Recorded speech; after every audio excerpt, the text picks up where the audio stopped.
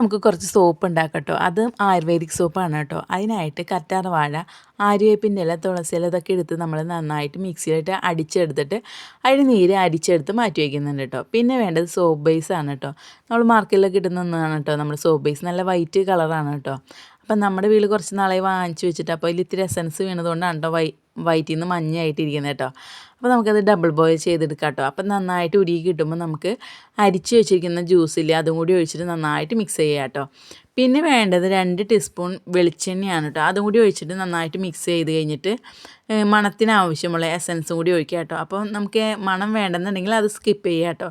അപ്പോൾ നമ്മൾ പിയേഴ്സിൻ്റെ മണമുള്ളതാണ് എടുത്തേക്കണേ. അപ്പം നന്നായിട്ട് ഇളക്കി കഴിയുമ്പോൾ നമുക്കിത് ചൂടാറാൻ വേണ്ടി പല പാത്രങ്ങളായിട്ട് ഒഴിച്ച് വയ്ക്കുക കേട്ടോ. നമുക്ക് മോൾഡ് ഇല്ലാത്തതുകൊണ്ടാണ് കേട്ടോ പലതരം പാത്രങ്ങൾ ഒഴിച്ച് വയ്ക്കുന്നത്. വീട്ടിൽ ഉപയോഗിക്കുന്ന പല തരം പാത്രങ്ങളാണ് അതിലേക്ക് ഒഴിച്ച് വെച്ചിട്ട് അത് ചൂടാറി കഴിയുമ്പോൾ പെട്ടെന്ന് എടുക്കാവുന്നതാണ് കേട്ടോ. ഇളക്കി കഴിഞ്ഞാൽ പെട്ടെന്ന് കിട്ടും.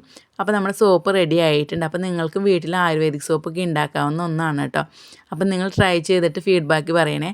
അപ്പം ഈ വീഡിയോ ഇഷ്ടമെങ്കിൽ ലൈക്ക് ചെയ്യണേ, സബ്സ്ക്രൈബ് ചെയ്യണേ.